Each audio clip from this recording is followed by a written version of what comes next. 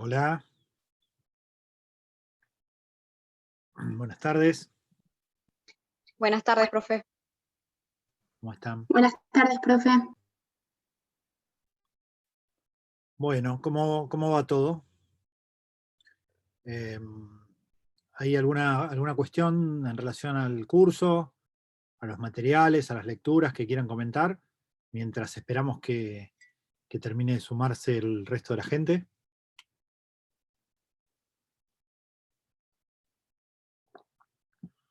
¿Algún comentario? ¿Alguna duda, alguna pregunta? ¿No? ¿Pudieron acceder a las películas? ¿Sin problemas? Sí, pudimos. Yo Sí. pude ver las dos, por suerte. Bien. ¿Y a los materiales también, sin problemas? Perfecto.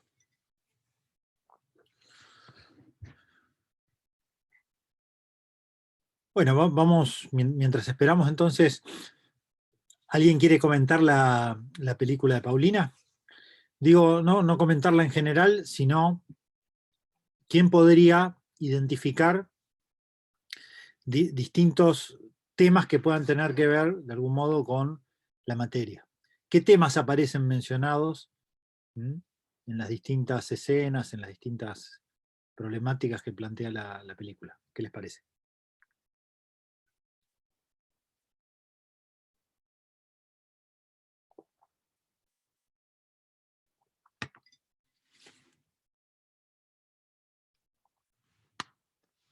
¿La vieron? Sí, del lado de lo que es la perspectiva de género, Sí. yo presté mucha atención en lo que es el interrogatorio de la policía cuando ella Ajá. va a hacer la denuncia, eh, siempre buscándole la culpa a ella cuando ella en realidad fue la víctima del delito. Le preguntaban cómo era la vestimenta, si había tomado alcohol, si estaba borracha, a qué hora había pasado. El padre mismo también le preguntaba. Este, Después cuando hacía referencia al tema del embarazo y que ella había tomado la decisión de tenerlo, y que el padre no le había enojado ni la violación, no le había enojado ni siquiera que no quiera hacer la denuncia, pero ahora el tener el hijo sí, le había enojado. Como que el padre quería siempre, en todo momento, decidir por la vida de ella, porque ella no tenía capacidad para decidir creía él, ¿no? Como lo mismo que la quería obligar a seguir el doctorado de Derecho, una carrera judicial y demás. Por ahí la posición del hombre machista superior a la de la mujer, donde la víctima que era la mujer la querían llevar a que era la culpable de lo que le estaba pasando, ¿no? Bien, vamos a ese primer problema, ¿no? El interrogatorio policial. Para ir identificando problemas en el orden en que vos los planteás. ¿Qué sucede en ese interrogatorio? Vos decís que habría preguntas que estaban orientadas a su culpabilización, ¿no? Sí. Eh, preguntas, dijiste sobre la vestimenta y sobre si había tomado alcohol, ¿no? Sí, Particularmente. el horario en el que había pasado, si Creo que era de también le noche. había preguntado por qué no se había ido cuando estaba ocurriendo. Que no se había ido. Bien. ¿Qué categorías de problemas tenemos ahí? En ese interrogatorio, en ese tipo de preguntas. Conceptualmente, ¿qué problemas hay? Para mí es una revictimización. Bien, muy bien, muy bien. Hay varios problemas, ¿no? Uno muy bien marcado por Alan tiene que ver con la idea de culpabilización, ¿no? Los estudios victimológicos se han venido desarrollando a la par del desarrollo de las teorías criminológicas que ustedes ya estudiaron. Pero vieron que en general, hasta ahora, en todos estos desarrollos teóricos, de la víctima se decía muy poco, porque efectivamente ha existido, digamos, en el surgimiento de la modernidad, con la idea de la pena estatal, como de alguna manera forma de suplantar cualquier forma de venganza privada, como forma de monopolizar el ejercicio del poder, lo que muchos autores han llamado en la criminología la expropiación del conflicto. Es decir, el conflicto queda de alguna manera en manos del Estado y la víctima de alguna manera pierde protagonismo. Ustedes tienen un texto muy interesante para leer en forma muy, muy detallada, muy puntual, porque realmente es muy rico en el sentido en que tiene mucha claridad, aporta ejemplos prácticos, sitúa adecuadamente el funcionamiento de la justicia penal en torno a su relación con las víctimas, que es el de Nils Christie, que se llama Los conflictos como pertenencia. Esa pertenencia al conflicto que tiene quien obviamente está involucrado en el mismo, a partir de esta noción de pena estatal, viene relegada en favor de los intereses puntuales que el Estado ya asume como propios, ¿no? Cuando asigna funciones preventivas a la pena, ya no le interesa la opinión de la víctima, sino le interesa satisfacer sus propias funciones, sean de castigo, sean de retribución, o peor todavía, o más todavía, más aún, cuando son finalidades preventivas, es decir, cuando el Estado quiere mostrar efectivamente que su acción permite, digamos, una mejora social, significa una utilidad social. Entonces, la víctima queda relegada, pierde ese protagonismo, la pertenencia al conflicto propiamente, que queda en manos del Estado. Esto tiene... Eso sí, se podía ver en una de las últimas escenas, claro. cuando el padre le decía, o sea, envió a la policía a buscarla, a buscar a los sospechosos, a los que ella sabía que eran los actores, para prenderlos, detenerlos y luego aplicarle una pena, ¿no? Y ella misma le decía, ¿y a quién le sirve que se le aplique la pena? Porque en Muy realidad a bien. ella no, Ahí al quería sistema. hacer un comentario Sí, con Carmen. relación a lo que estaban hablando, porque bueno, en uno de los diálogos de la película, en el último también, ella le dice, como que ella le dice al padre, yo te entiendo, porque cualquier padre hubiese hecho lo mismo, y me pongo a pensar desde mi lugar, y quizá mi papá también hubiese hecho lo mismo, porque ella es la víctima de esa situación. Entonces, en algún punto puedo llegar a comprender un poco que él los quería ver presos, ¿no? Claro. Nada, eso. Está muy bien, Karen. Voy a volver sobre este punto de la expropiación de la víctima más adelante con estas escenas que ustedes reflejan. Pero lo que en este momento yo quería comentarles es que precisamente esa noción de estatalidad, ¿no? En el sentido de asumir para sí el conflicto, es la que ha hecho que también los discursos criminológicos no hayan hecho un desarrollo muy importante en torno a la figura de la víctima. La figura de la víctima queda relegada, digamos, a denunciante, a testigo, ¿sí? El sujeto pasivo del proceso penal, se dice desde el punto de vista procesal, pero con un protagonismo muy limitado en la participación en el procedimiento, muy limitado en las soluciones de fondo, ¿no? Porque si la privación de libertad principalmente es la pena capital, la pena central, digamos, dentro de las penas en los sistemas penales modernos, quiere decir que para la víctima hay un poco espacio para la búsqueda de soluciones de fondo. Esto se va a reflejar en las ausencias, de alguna manera, de reflexiones en el debate teórico, pero también en las formas procesales, principalmente a partir de lo que se conoce como el principio de oficialidad. Todos los delitos son perseguidos por el Estado, salvo excepciones. Ustedes ya lo conocen por la parte general del derecho penal, ¿no? El delito de acción pública es el primordial y eventualmente puede haber para algunos espacios de una criminalidad menor, muy particular, con afectación a bienes jurídicos personales, muy discutible esto, ¿no? Muy discutible, pero esa es la lógica de la ley.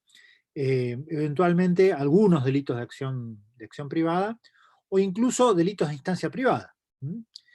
El debate criminológico entonces ha dejado a la víctima en un papel claramente secundario, como le ha dejado el sistema penal, en un papel claramente secundario a partir de este proceso de expropiación.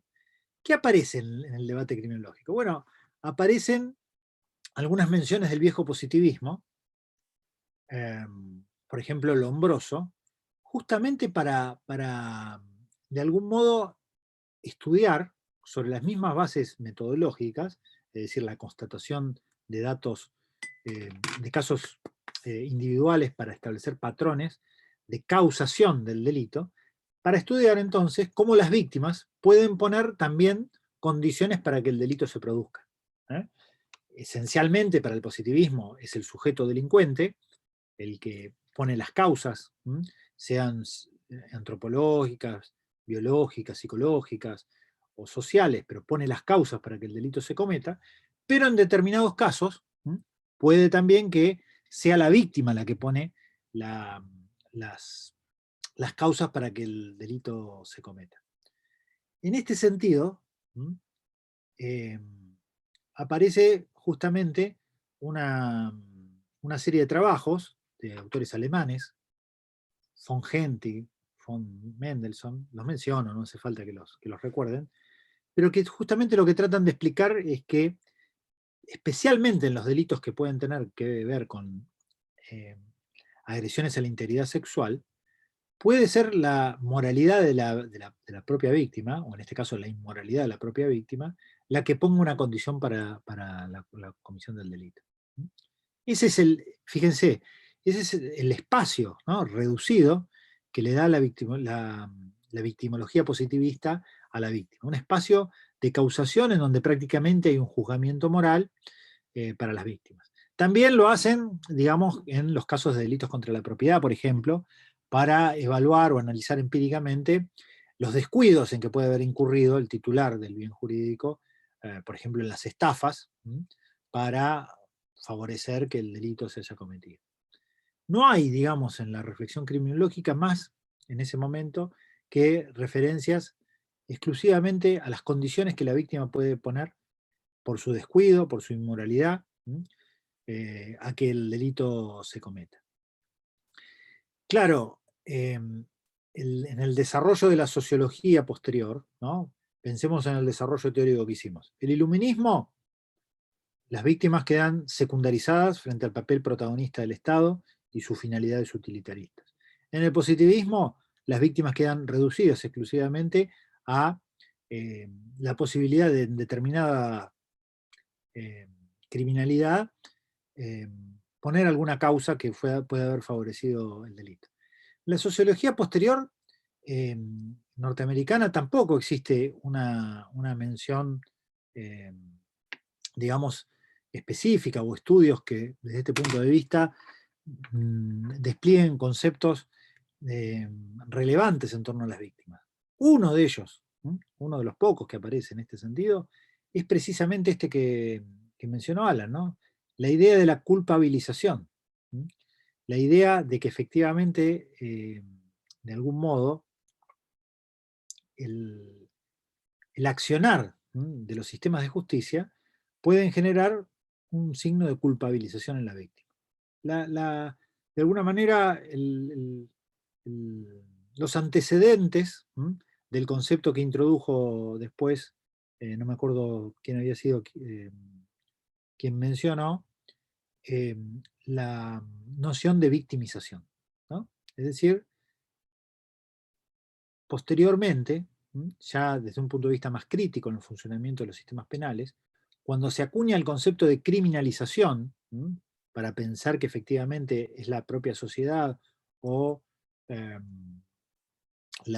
sistema penal el que criminaliza determinado tipo de conductas y otras no, a través de procesos selectivos, el desarrollo del interaccionismo simbólico, empieza a aparecer esta noción paralela de victimización, ¿no? Digo, no para referirse a la victimización en sentido original, que eso sí ya estaba referido previamente en las corrientes teóricas anteriores, lo que ahora se llama victimización primaria, sino para apuntar a un tipo de revictimización o victimización secundaria que se da justamente por el accionar de los sistemas estatales de respuesta al delito. En este caso la policía, ¿no?, es la que lleva adelante el interrogatorio, pero de igual manera la justicia es la que también lleva adelante estos procesos de revictimización, de múltiples maneras, pero con un sesgo muy particular cuando las problemáticas que están en juego, como también creo que Alan, bueno, Karen también, todas las intervenciones lo han hecho notar de alguna manera, en el fondo hay casos que involucran violencia de género. En una cultura patriarcal, en general, el sistema penal la reproduce y la lleva a sus prácticas, con lo cual los procesos de revictimización, si bien se dan en un contexto general en distintos tipos de criminalidad, son muy visibles en los casos de violencia de género, porque de alguna manera retrotraen aquella idea, ¿no? Aquella idea de la culpabilización, aquella idea de buscar de alguna manera también en la víctima los factores del crimen, ¿no? Hemos visto casos de violencia de género, hemos visto casos de femicidio, hemos visto casos como el que trae la película, en donde hay involucrados aspectos o delitos contra la integridad sexual, en donde la intervención de la justicia, en sentido amplio, ¿no?, ha sido, desde este punto de vista, revictimizante, porque el tipo de preguntas que realizan, los tiempos de las intervenciones, ¿no?, la falta de patrones o prácticas de actuación que incorporen perspectiva de género a la cultura judicial, son todas de algún modo condiciones que permiten o que favorecen estos procesos de revictimización. Cuando uno ve la escena, para cerrar este primer problema que planteaba Alan, cuando uno ve la escena en donde el policía interroga de ese modo tan particular sobre condiciones que evidentemente no son objeto de pregunta cuando alguien denuncia otro tipo de delitos. Es decir, si alguien denuncia que le han robado la billetera, le han robado el celular, no se le pregunta en general cómo iba vestido, si efectivamente había bebido de más. Es decir, no se está pretendiendo buscar en la víctima una provocación para la comisión del delito. Sí se hace entonces en estos casos que involucran la violencia de género, y ahí se explícita la revictimización. Pero también hay sentencias judiciales que ratifican estos criterios, ¿no? Digo, uno lo ve en una película como una grosería, pero las prácticas habituales de interrogación que se llevan adelante todavía para las personas que son testigos en sede policial, ¿no? Porque si bien el proceso judicial ha avanzado hacia formas acusatorias o adversariales, todavía hay un déficit importante de la justicia penal de apoyarse con mucha fuerza para muchos de sus actos todavía en la institución policial, con todos los problemas que esto genera, pero particularmente también con los problemas de revictimización. Pero digo, además de esto también se ve en las sentencias judiciales, ¿no? Hay un caso que siempre lo ratifico como emblemático porque no es de la premodernidad, no es de una película, es un caso real, en donde no es un tribunal, digamos, secundario, sino, digamos, es un tribunal de casación de un país desarrollado, europeo, como Italia, el que redujo la penalidad de una condena por una agresión sexual porque consideró que la falda que usaba la víctima podría haber sido una provocación para el caso, ¿no? Estamos hablando de un tribunal de casación italiano en el siglo XXI, que todavía introduce estas conceptualizaciones. Pero se acordarán también del caso de la manada, ¿no? ¿Se acuerdan del caso de la manada? En donde la discusión está dada principalmente sobre la forma del consentimiento en los casos de delitos contra la integridad sexual. Y se acuerdan cómo se discutió públicamente, pero además que se dijo en esa sentencia en relación a la existencia de un supuesto asentimiento por parte de la víctima por la falta de ofrecimiento de resistencia a la conducta de un grupo, ¿no? Que en este caso la manada, que la agredió. Conceptualizaciones de este estilo son permanentes y lo que generan, evidentemente, son este momento de revictimización. Claro, hay un dato muy particular con los delitos contra la integridad sexual que es interesante analizar, porque ya también varios de los comentarios hicieron referencia al problema de la voluntad, ¿no? De la subrogancia en la voluntad, en este caso de Paulina, por distintos involucrados, ¿no?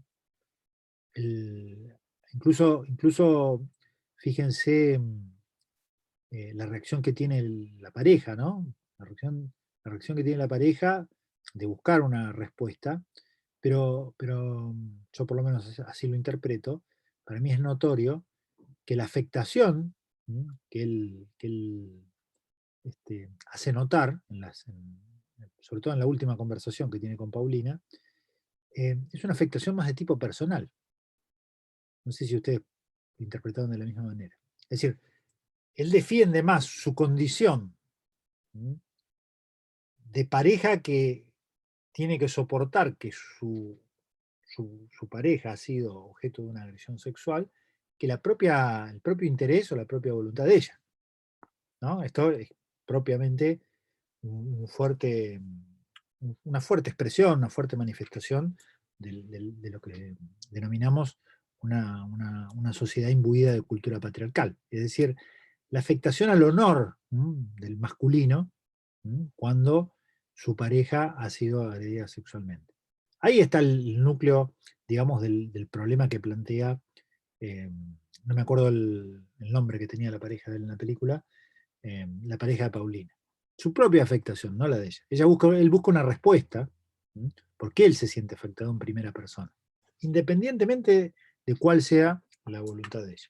La subrogancia que también, obviamente, marcó Alan también, del padre, ¿no? El padre, más allá de las particularidades, ¿no? Que en este caso se trata de una persona de oficio judicial, con lo cual obviamente tiene un modo sesgado de ver los problemas, ahora en primera persona dentro de su familia, pero que, bueno, siempre de alguna manera están ligados a la posibilidad de una respuesta estatal, conoce cuáles pueden ser las respuestas, de hecho conoce a las personas que les puede pedir que respondan de determinada manera y lo hace subrogándose, obviamente, también en la voluntad de Paulina.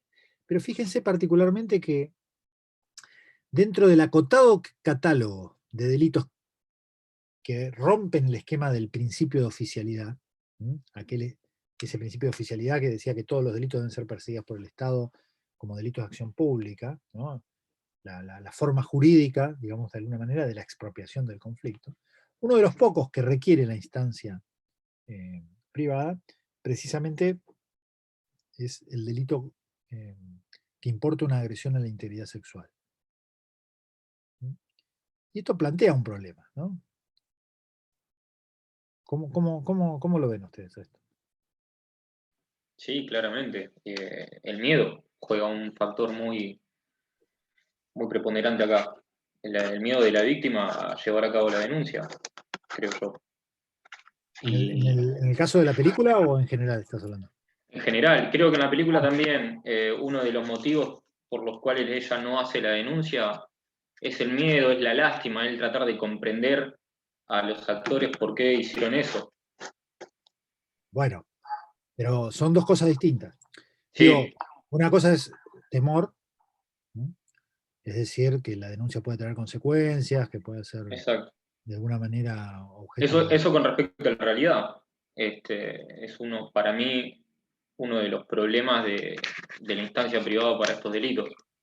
Fíjense, esta norma surge cuando el capítulo de ese tipo de delitos no era contra la integridad sexual. Es decir, no defendía la integridad sexual de la persona. Se discute si esa integridad implica obviamente la libertad sexual, la elección, la integridad como un concepto más amplio, sino que ese capítulo en aquel momento se llamaba contra la honestidad, ¿no? Eran delitos contra la honestidad. Y la razón de ser de que estos delitos quedaran involucrados dentro de del ámbito exclusivamente de la instancia privada, ¿no?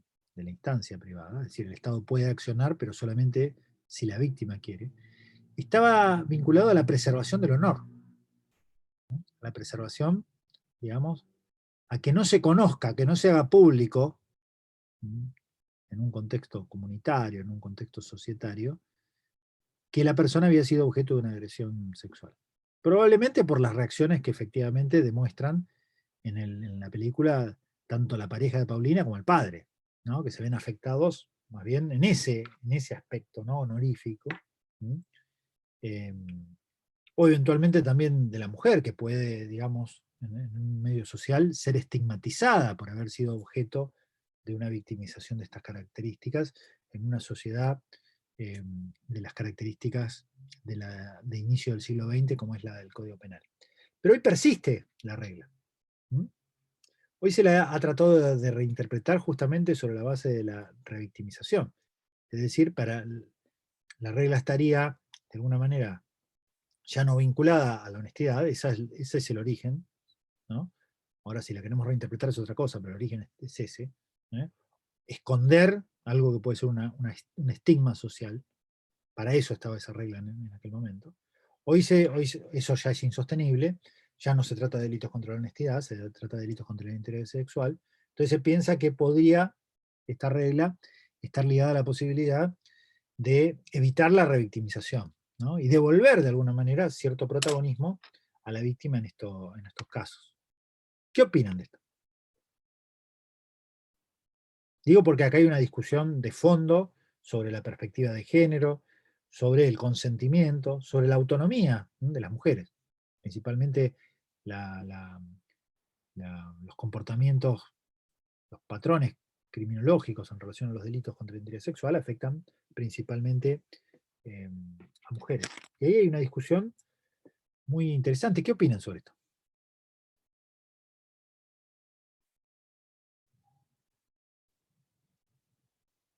Porque en la película permanentemente Paulina tiene que lidiar con quienes incluso para la decisión sobre la interrupción del embarazo o no, tiene que lidiar con una serie de opiniones externas, en todo momento, opiniones externas que le tratan de condicionar su propia decisión.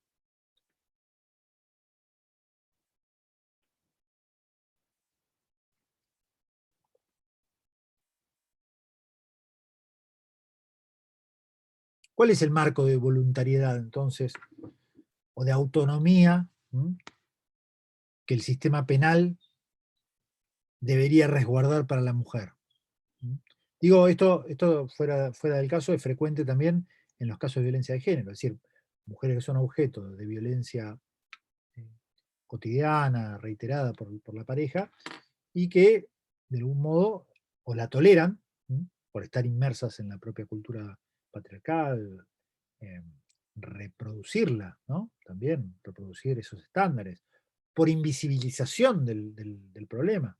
Un problema tradicionalmente en esa cultura relegado al ámbito privado, como un problema de instancia privada, ¿no? Esto todavía aparece en las actas policiales, ¿no? La idea de que son delitos de instancia privada, no son, digamos, no exponen un problema político como es la violencia de género, por no visibilizar adecuadamente el problema, bueno, también toda una serie, digamos, de procesos de socialización en las que han estado inmersos que les dificultan esa visibilización. Por un proceso particular que se da en los casos de violencia de género que se llama el ciclo de la violencia, ¿no? El ciclo de la violencia que se da en estos casos de parejas en las cuales existe un ejercicio de violencia del hombre hacia la mujer, pero luego hay espacios del arrepentimiento, lo que en el ciclo de la violencia se llama la luna de miel, ¿no? El pedido de perdón, que no vuelve a suceder, un restablecimiento de la relación y nuevamente el ejercicio de la violencia por eso se lo llama de ese modo, ciclo, en una espiral de reiteración. ¿Cuál es, digamos, en ese escenario entonces, el espacio, digo, cuando nosotros pensamos en casos de violencia de género, pensamos en problemas de derechos humanos, ¿no? Porque saben que ustedes que está la Convención de Belén do Pará. Entonces, el Estado no puede desembarazarse y considerar esto, este tipo de conflictividad como conflictividad privada. Esto que en el pasado ha sido así, hoy ya con la incorporación de estas nociones desde el campo del derecho internacional de los derechos humanos, no solamente la Convención de Belén do Pará y la previa más general de la CEDAW, sino también toda la jurisprudencia que ha producido la Corte Interamericana en distintos casos, es evidente que el Estado tiene que adoptar políticas activas para la prevención y también para la protección y también para el juzgamiento, obviamente, la sanción de los casos como corresponde. ¿Cuál es entonces, en esa intervención estatal, el límite entre la expropiación del conflicto, la tutela de derechos humanos, siendo un caso de violencia de género, y la autonomía de la mujer? ¿Cómo ven este problema? En opiniones personales, ¿no?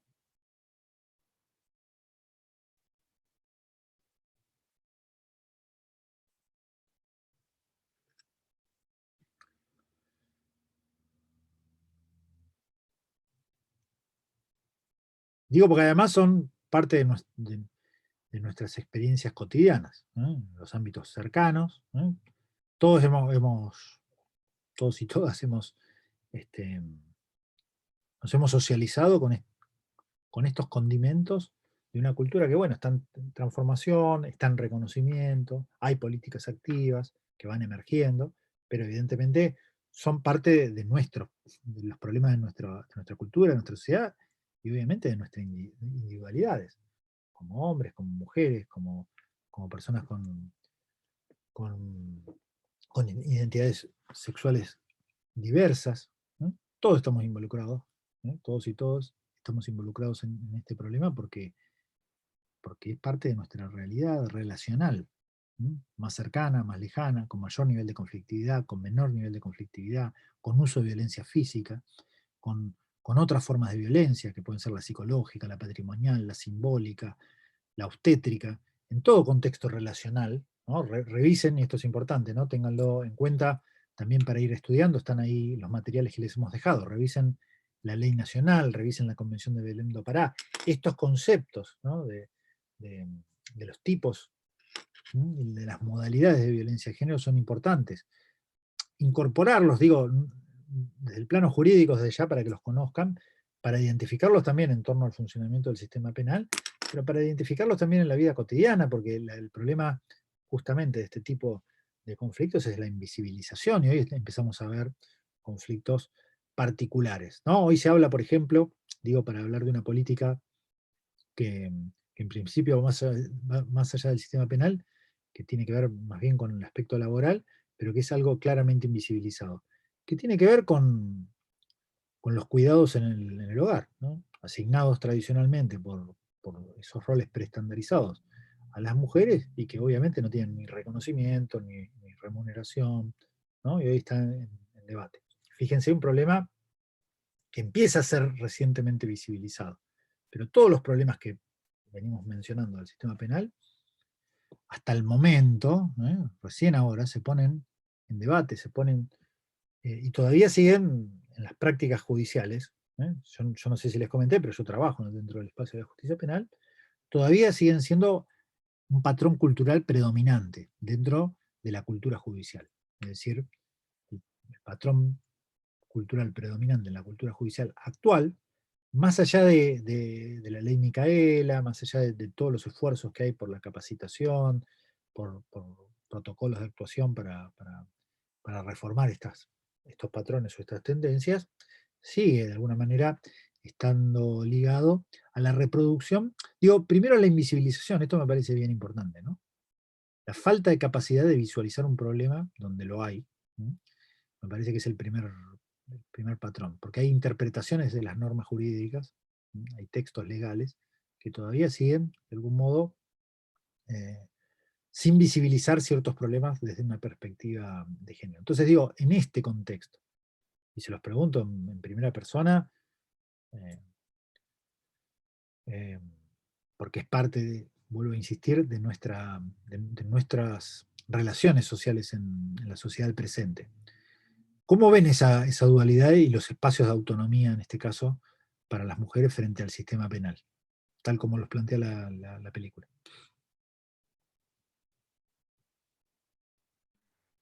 Yo creo que es cierto que frente a la voluntad de ella, el resto de las personas le decían qué tenían que hacer, tanto con el tema del embarazo, con el tema de la denuncia, pero bueno, también me parece que si ella no quiere denunciar o no quiere entregar a los agresores, a los actores, tiene que asumir la consecuencia de que ellos lo pueden volver a hacer, digamos. Hoy le tocó a ella, pero pasado le puede tocar a otra víctima.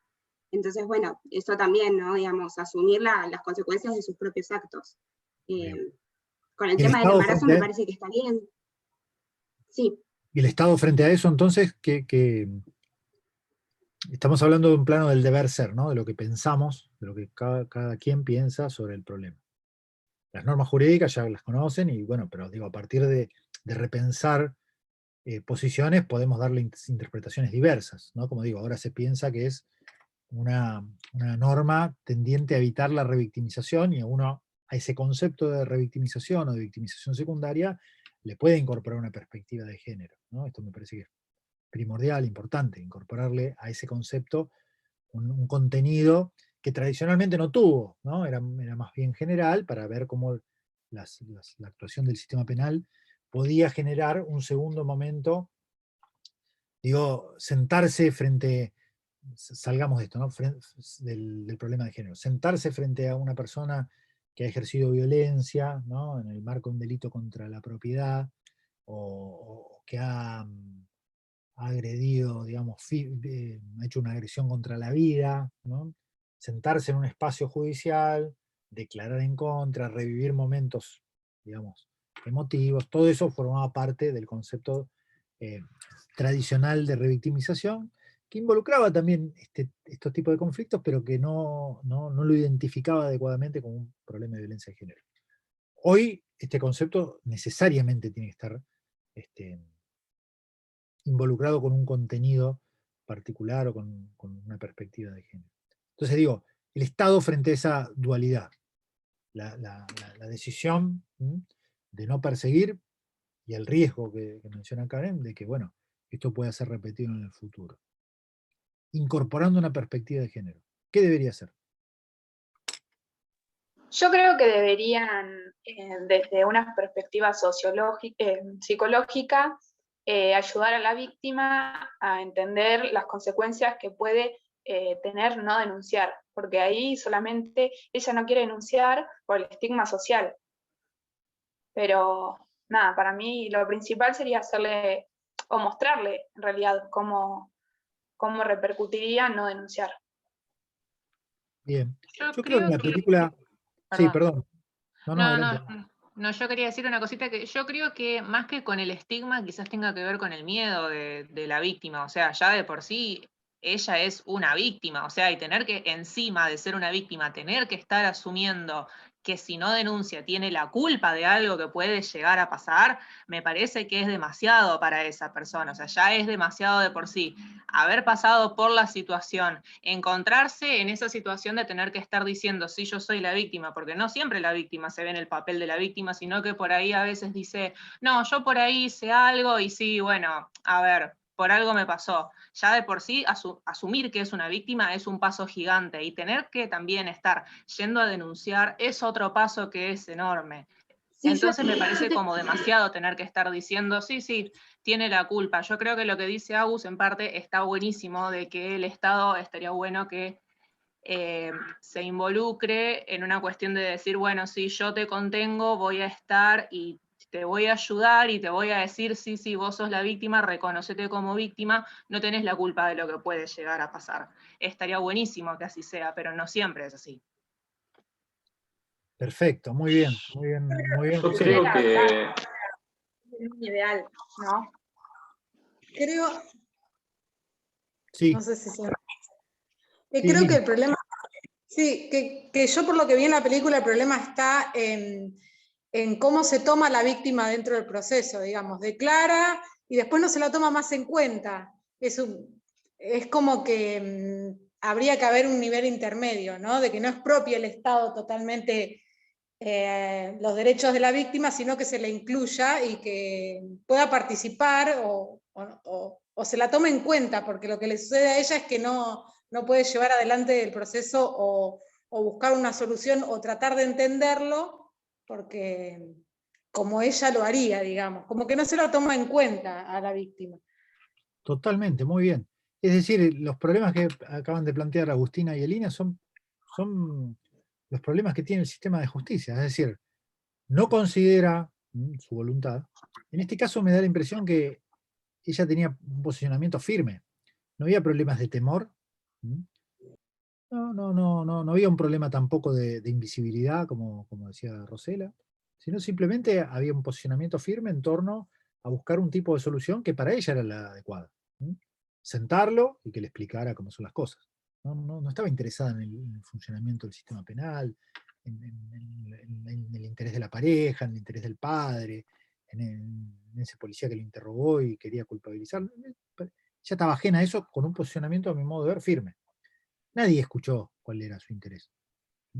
Y nadie acompañó tampoco.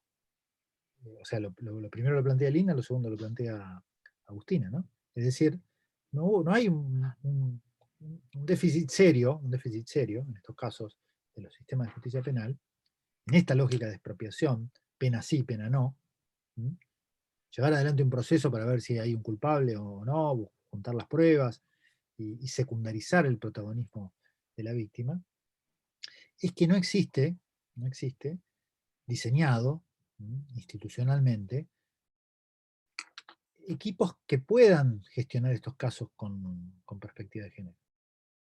¿No? Claro, eso es lo que... Yo creo que... Eso es lo que iba a ahí, decir yo. Perdón, sí. Sí, no, hablar. Que debería, digamos, el sistema penal a esas personas, a los agresores, darles perspectiva de género. Y es algo que me parece que no está pasando, ¿no? No. Digo, yo me refería a la víctima, pero incluso también uno diría, frente al conflicto también los agresores deberían recibir algún trato por parte del Estado de estas características. La ley de ejecución dice algunas cosas, pero realmente muy, muy inconsistente y en la práctica no funciona. Pero digo, el problema, el sistema judicial en general tiene diversos problemas, estructurales, culturales, funcionales, pero dentro del espacio institucional no tiene preparación, digamos. Yo creo que una posible solución con respecto a esto que está diciendo, doctor, es pensar en un proyecto de reforma judicial donde los delitos que sean con orientación sexual, con perspectiva de género, sean radicados en un tribunal específico, ¿no? Que esté formado y especializado en esta materia. Tanto jueces, que son el órgano jurisdiccional que toma la decisión, como el Ministerio Público Fiscal, que haya fiscales con perspectiva de género que únicamente se dediquen a la investigación penal de estos delitos. Que se actúe con medidas de seguridad, de separación de la víctima al momento inmediato que toma la denuncia, un acompañamiento psicológico, médico y demás. Y por parte del fiscal y de la policía, a la hora de llevar a cabo la investigación penal, no llevarla a cabo como un proceso común, sino dándole como una doble protección a la víctima,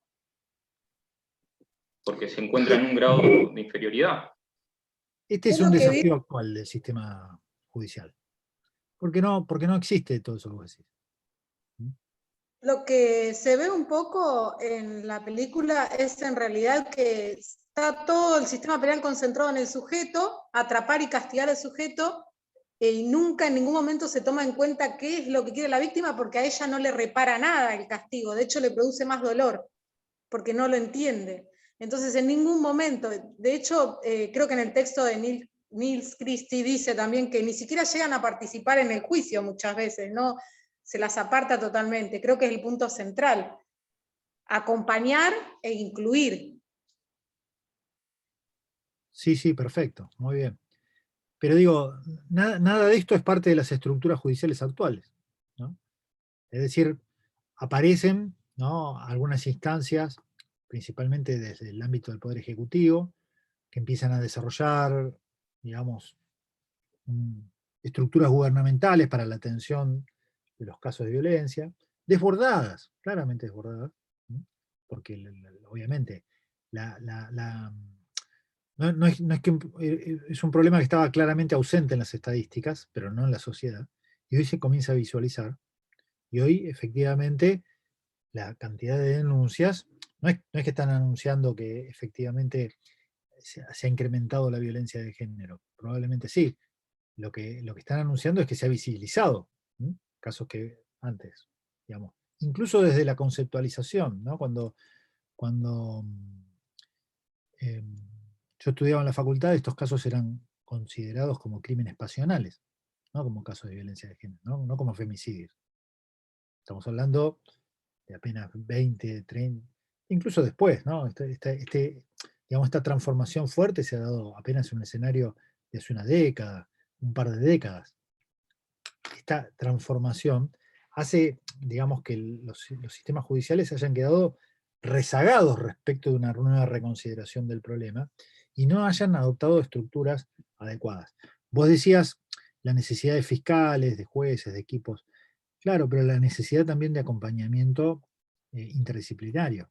Porque como mencionaba Agustina, hay toda una serie de condiciones de la protección, del acompañamiento, de la asistencia, de necesidades que se plantean desde lo económico, de lo psicológico, aspectos que tienen que ver con el núcleo familiar acompañante, si hay niños, si hay niñas. Es decir, hay toda una serie de situaciones, ¿sí?, que el Estado no puede atender parcialmente, no puede quedarse con la mitad, no puede pedirle el testimonio, ¿no?, simplemente, y dejarlo por la mitad. Necesita todo esto. Digo, hay una práctica que debería ser ya protocolizada, incorporada como forma usual, que es la producción de un informe criminológico para conocer sobre ese conflicto. ¿Qué hay detrás de ese conflicto? Es un conflicto, digo, principalmente cuando se trata de casos de pareja, ¿no? Es un conflicto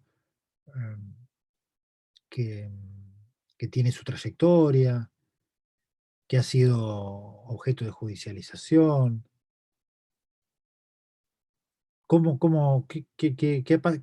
¿Cuáles son los antecedentes? El pasado. Digo, tradicionalmente se le critica al sistema penal congelar una parcela, ¿no?, de la conflictividad y enjuiciarla en forma absolutamente autónoma, ¿no?, como si no fuera parte de una historia de vida.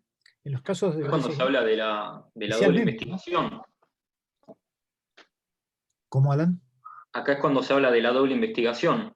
Por un lado, el hecho en sí, lo que ocurrió en la escena del crimen, y por otro lado, toda la historia que hay detrás del hecho.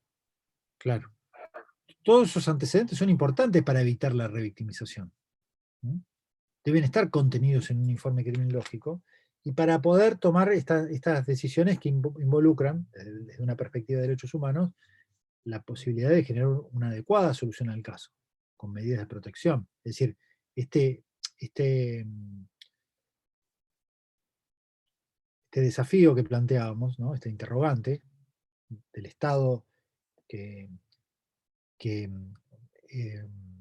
llevando adelante políticas de protección de derechos humanos se encuentra frente a la autonomía de la mujer, ¿no?, para decidir sobre su vida, debe ser, para que la decisión sea adecuada, tomado con un amplio conocimiento del caso, no exclusivamente con el hecho ocurrido y la manifestación momentánea de la voluntad que puede tener la mujer, digo, en conflictos que tienen este carácter cíclico, que son complejos, que tienen su historia precedente.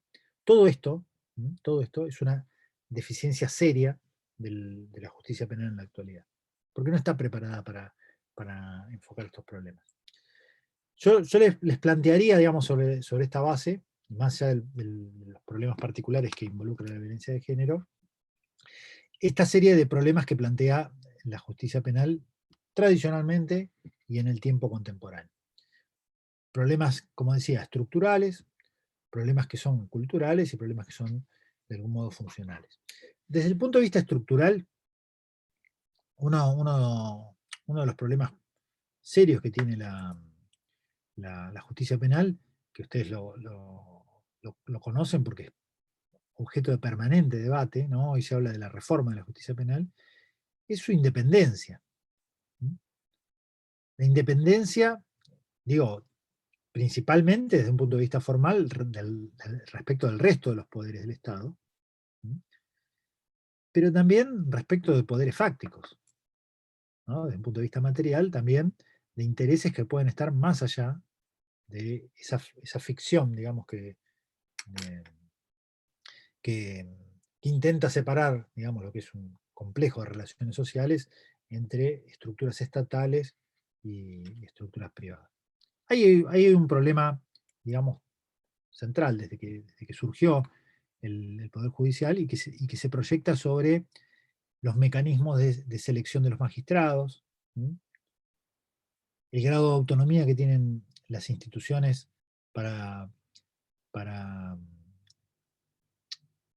ser radicadas en contextos institucionales, ¿no? Por ejemplo, hoy hay una discusión sobre la forma de elección del procurador de la Nación. ¿La han escuchado ese debate? Sí. ¿Cuánto dura? Porque hay una propuesta que dice que dure lo mismo que el poder de turno, ¿no? Es decir, que dure 4 años, que termine una gestión de un presidente y se va al Ministerio Público. El Ministerio Público, por el artículo 120, en nuestro modelo de la Constitución, tiene autonomía. No es el único modelo. Hay modelos judiciales en donde quien ejerce la acción penal, el Ministerio Público, es apéndice del Poder Judicial o apéndice del Poder Ejecutivo. Sin más, por ejemplo, el Poder Judicial de la Provincia de Buenos Aires, el procurador no tiene autonomía, no es como el de la Nación, que es un organismo completamente autónomo. Está involucrado dentro de una estructura judicial. En otros modelos, el norteamericano, son objeto de elección popular. En otros modelos, países europeos, su radicación institucional es dentro del Poder Ejecutivo. Nuestro modelo es de autonomía. Sin embargo, hoy se discute cómo es elegido, las mayorías, si las mayorías pueden ser simples, ¿no? Si las mayorías son simples, obviamente que esto facilita la elección, pero obviamente también puede facilitar la contaminación de este valor de la independencia. Digo, ahí hay un punto nodal, digo, no solamente para el Ministerio Público, también para la justicia, para los jueces, ¿no? En general. La forma en que se seleccionan los magistrados de más alto rango. Ustedes saben que se ha dispuesto la existencia de audiencias públicas. ¿Son suficientes esas audiencias públicas para garantizar independencia respecto de los poderes formales o respecto de los poderes informales? Cuando se pregunta a qué empresas ha representado determinado juez. Esto no es importante.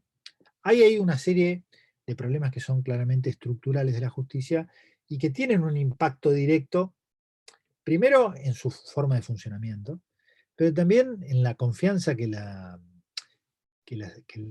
despierta, obviamente, en una sociedad, un poder judicial más o menos sujeto a poderes formales o fácticos, ¿no?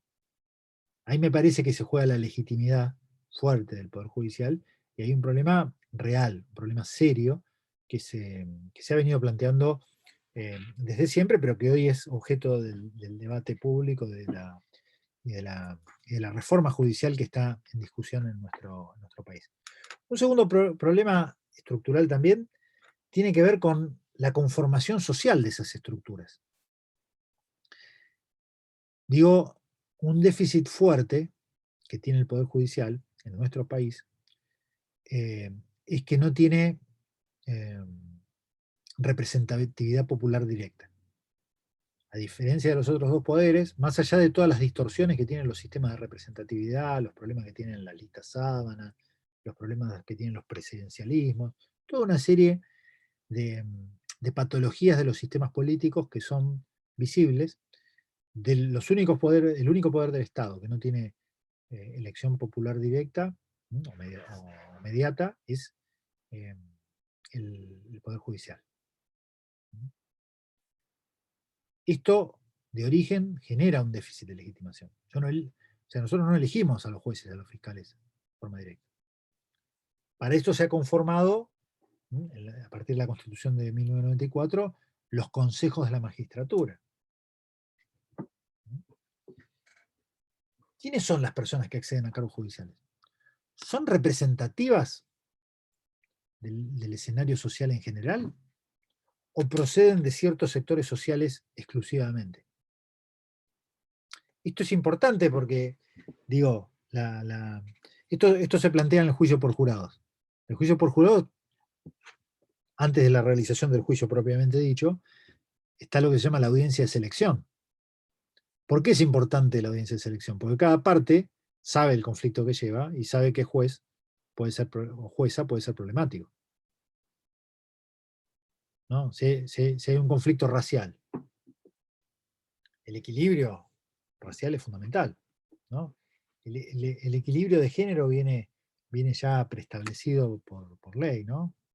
En este caso, para la provincia de Buenos Aires, de los 12 jueces, 6 y 6. Pero la integración de las estructuras judiciales garantizan la representación social amplia de todas las clases sociales, garantizan que los conflictos, que obviamente involucran a distintos actores dentro del espacio social, sean mirados por personas que pertenecen y que conocen de primera mano esos conflictos. ¿Podría explicar esto la selectividad del sistema penal? Si la representatividad, por ejemplo, de la justicia penal está solamente vinculada a clases medias altas o clases altas, ciertas élites. O en el caso del género, ¿no? La escasa representatividad que tiene la participación de las mujeres en cargos principalmente de jerarquía dentro de la justicia, ¿no? Nosotros le dejamos un informe, creo, de la Corte Suprema, si no está en el campus, revísenlo, que da cuenta que efectivamente la participación en la justicia de agentes mujeres es claramente mayoritaria, pero no en los cargos más altos. Hoy en la Corte Suprema, por ejemplo, de la Nación, hay 5 lugares, 4 son hombres. Pero digo, en la historia de la Corte ha habido solamente 2 juezas mujeres. Una que está actualmente y una anterior que la integró en forma reciente. Si miramos la de la provincia de Buenos Aires, exactamente lo mismo, ¿no? De 7 lugares en la Suprema Corte, 6 son ocupados por hombres. Este sesgo, digamos, estructural en la conformación propiamente de la justicia, garantiza una mirada imparcial en términos de clase. Digo porque hay muchos conflictos que expresan, sin lugar a dudas. Digo, nosotros nos interesamos por la justicia penal, pero imagínense por la justicia laboral, en la justicia civil. Digo, nosotros vemos las cárceles y el funcionamiento general del sistema penal, pero las cárceles son bien visibles. Digo, repasen la estadística del SNEP, ¿no? El Sistema Nacional de Ejecución de la Pena Privativa de Libertad de la Nación, ¿no? Está alojado ese informe en la página del Ministerio de Justicia y Derechos Humanos de la Nación. En alguna clase vamos a hacer una referencia puntual. Bueno, la gran mayoría de las personas prisionizadas son hombres, son jóvenes en general, y no tienen formación educativa desarrollada, primario, la gran mayoría primario, secundario incompleto. Muy pocos con formación universitaria. Si repasamos su condición en el mercado laboral, el 80% entre el mercado informal, la ausencia de trabajo o la realización de trabajos de baja calificación. Muy pocos profesionales, prácticamente nula la presencia. Esa selectividad, ¿no? ¿Tiene que ver con la conformación de las estructuras judiciales? Es un interrogante. La falta de perspectiva de género en la justicia que hemos mencionado tiene que ver con esa ausencia de presencias, con esa ausencia de cargos en estructuras judiciales. Es complejo, ¿no? Pero digo, son problemas que evidentemente las estructuras judiciales vienen planteando. En lo cultural, creo que ya hemos hecho unas menciones, pero obviamente que una conformación de estas características va a reproducir patrones de clase y patriarcales. ¿No? Porque es parte de los problemas de la sociedad en general. No es que el Poder Judicial específicamente sea, digamos, una isla en donde allí se alojen todos los prejuicios de clase, todos los prejuicios patriarcales. No, es reproducción, obviamente, de la problemática más general de la sociedad. Pero la institución necesita transformaciones que obviamente incorporen lo que no es un posicionamiento, digo, esto también hay que aclararlo, no es un posicionamiento ideológico, como muchas veces se lo muestra, no es un posicionamiento político momentáneo, es derecho positivo. La Convención de Belén do Pará es derecho positivo. El principio de igualdad ante la ley y no discriminación es derecho positivo. Las acciones para removerlo son, de alguna manera, indicaciones que el derecho internacional le da a los estados para que lo lleven adelante, desde los organismos de Naciones Unidas, de los organismos de la Organización Americana de Estados, pero las estructuras estatales, y dentro de ellos las judiciales, tienen que realizar acciones y transformaciones para que lo que se declama, digamos, en la ley, no sea simplemente un texto legal, sino que se efectivice en la práctica. Ahí está donde efectivamente es necesaria la reforma judicial. Y el último segmento de problemas tiene que ver con lo funcional, en donde una particularidad, digamos, de la justicia penal, la justicia en general, ¿no? Pero la justicia penal, ha sido los altos niveles de ineficacia, medidos por múltiples patrones, ¿no? Esto es otra discusión. ¿Cuáles son los patrones o los criterios por los cuales uno puede decir que una justicia penal es eficaz? La cantidad de personas inocentes prisionizadas, condenadas, la cantidad de hechos impunes, el tiempo que se tarda en dictar una sentencia, los niveles de revictimización a los que venimos a aludir. Hay muchos, digamos, el acceso a la justicia, ¿no? Otro problema principal, eficacia. Generalmente lo que se ha visto es el tiempo, ¿no? Como una variable muy clara. Para decir una justicia ineficaz es una justicia que para dictar una sentencia que defina si una persona es condenada o inocente de forma firme, bueno, demora décadas. Pero hay un problema anterior, principal. ¿Quiénes acceden a la justicia? ¿Cómo funciona la justicia para que, digamos, personas en contextos, digamos, como nuestros países en América Latina, de altos niveles de exclusión social, la posibilidad de la reclamación, primero lo que mencionamos, ¿no? la posibilidad de visibilizar que alguien está en un conflicto. Esto es prioritario. En muchas ocasiones, derecho del consumidor, por ejemplo. Ya hablamos de violencia de género, pero hablemos de derecho del consumidor y sus repercusiones penales. Violencia institucional. Es decir, jóvenes sometidos a maltrato institucional por la policía en muchos barrios de la ciudad, en muchos barrios del país, permanente. La visibilización como primer parámetro. Pero segundo, el conocimiento de las vías de acceso a la justicia. Digo, en sectores urbanos, digamos, que tienen su complejidad, la justicia se ha, de alguna manera, organizado con un nivel de centralización, al estilo de las viejas metrópolis coloniales, que hace muy difícil la garantía de igualdad en el acceso a la justicia. Volvamos por un momento al problema de género. Hay acciones para el despliegue de lugares específicos para la denuncia, ¿no? Las comisarías de la mujer, en este caso como una política que se ha implementado en nuestro país. No se despliegan territorialmente de forma satisfactoria. Vamos a la ciudad de Mar del Plata. Hay una centralización ahí en Avenida Juan B. Justo. Algunos esfuerzos individuales para que en Sierra de los Padres, para que en Camet, para que en Serena haya, pero no hay una estructura estatal adecuada, completa, suficiente en personal, en recursos, más allá de los problemas culturales, la capacitación y las respuestas que pueden dar ese tipo de estructuras. No hay un acceso igualitario a la justicia, porque la justicia se organiza también en su despliegue territorial de modo deficitario.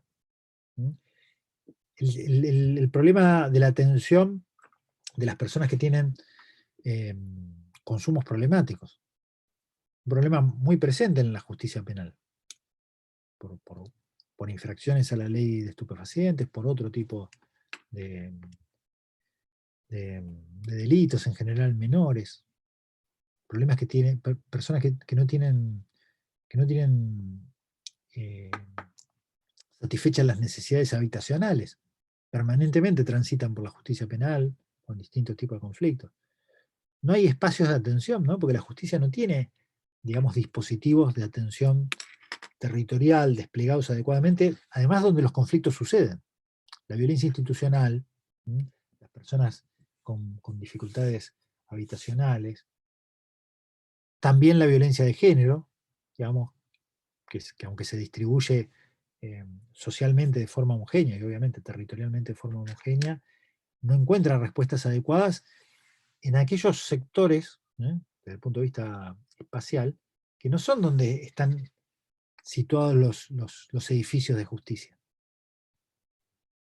Los edificios de la justicia están en el centro de la ciudad. ¿Cómo se accede a la justicia desde un barrio alejado? Si no hay dispositivos descentralizados de atención. Este es un problema central del acceso a la justicia.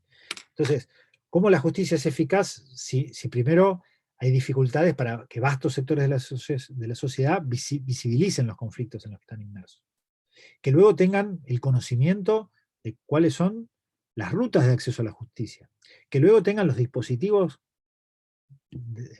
desplegados territorialmente para poder llegar. Primero tengo que saber que estoy en un conflicto, después tengo que saber dónde tengo que ir, después tengo que tener el lugar para ir. Y luego, además de eso, las demoras temporales que tiene la justicia. Ahí hay una reforma central, ¿no? En lo funcional hay una reforma de la justicia que es imprescindible, ¿no? Esto necesita ser revertido, porque la respuesta, digo, después viene el nivel de satisfacción que la sociedad muestra respecto a la justicia. Ustedes saben porque aparece permanentemente, hay algunos estudios más serios, otros que son más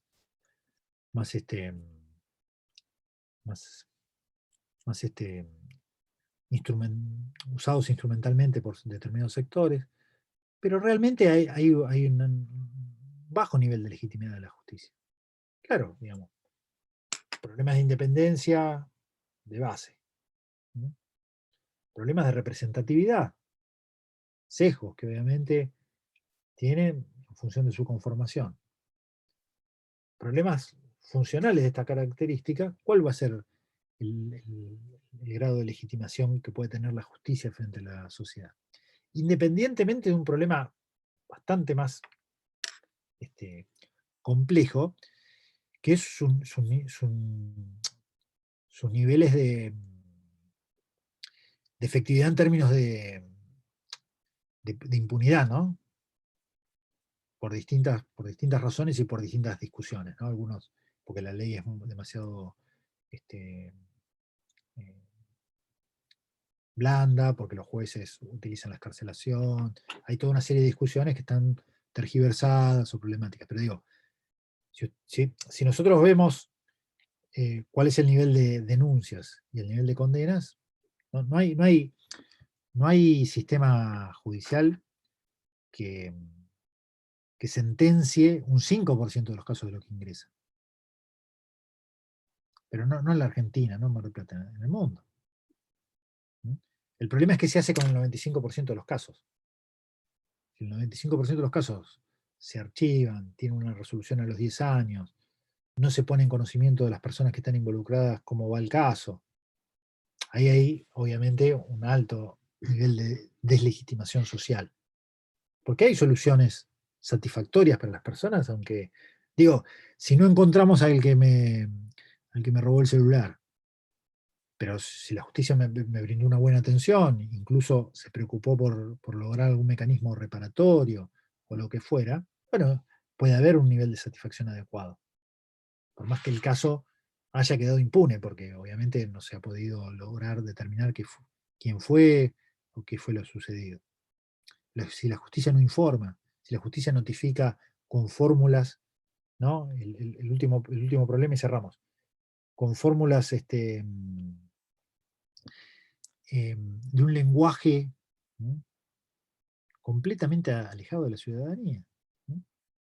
Ustedes han empezado a cursar Derecho y han empezado a incorporar una serie de, obviamente el vocabulario técnico es importante y tal, pero una serie, por ejemplo, de fórmulas en idioma antiguo, ¿no? Latinazgos.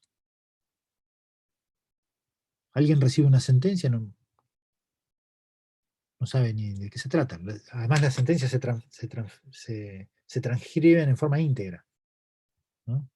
Se citan fallos, se citan acordadas, se citan siglas, ¿no? Por ejemplo, el Código Procesal Penal se dice CPP. Quien no está en el mundo judicial, ¿cómo se conecta? ¿Cómo se comunica? ¿no? O sea, la barrera del lenguaje, también como un problema comunicacional que hace efectivamente que la justicia pierda legitimación. Es decir, un núcleo de problemas que hacen evidentemente necesaria la reforma judicial, más allá del debate coyuntural que se puede estar dando hoy, que es mucho más acotado. Reformas que van efectivamente orientadas a la comunicación, al lenguaje, a la celeridad, a la perspectiva de género, a la integración plural, a la representatividad, a los mecanismos de selección. Hay un conjunto de aspectos que están funcionando muy mal, ¿no?, en la justicia en general y en la justicia penal en particular, que merecen una reforma. Con esto cierro, dejamos los últimos minutos para comentarios, para ideas de lo que yo les presenté muy rápidamente, pero muchos de estos problemas los van a identificar, obviamente, en el artículo de Cristi. Hay un artículo de Alberto Binder interesante, sobre todo en los aspectos funcionales y en el material específico que le hemos dejado sobre aspectos de violencia de género también para que trabajen. ¿Comentarios sobre lo que hemos dicho? ¿Alguna pregunta?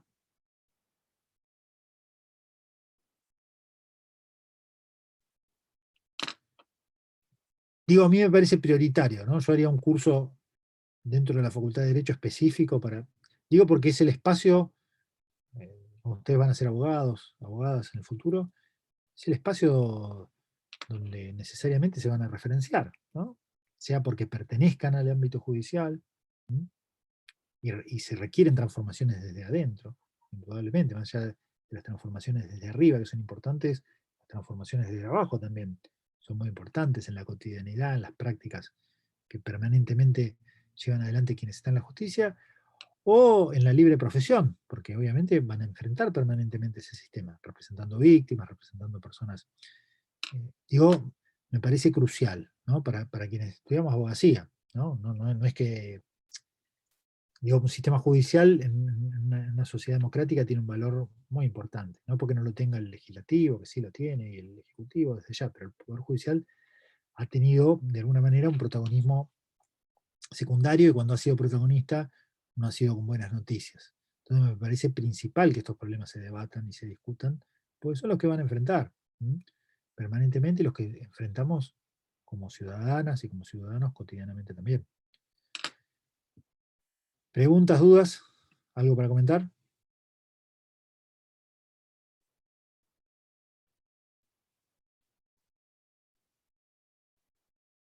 ¿Nada? Bueno, espero que el panorama haya sido interesante.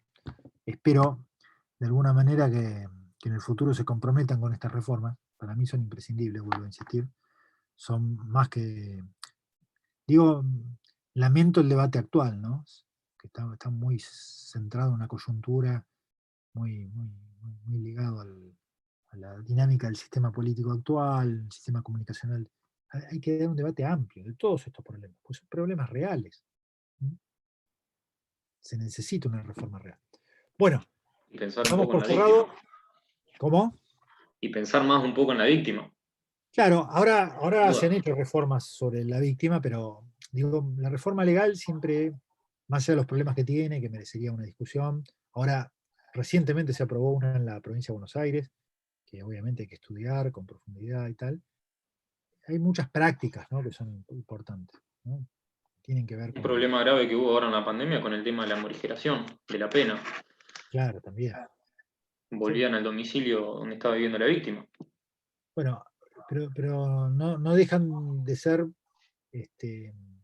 problemas que se enclavan en problemas más complejos, ¿no? Ahora Claro. puntualmente ha sido lo de la pandemia, pero hay un funcionamiento general que requiere transformación. Bueno, cerramos, mañana seguimos. Perfecto. Bárbaro, nos vemos. Gracias, profe. Chau, chau. Adiós. Gracias.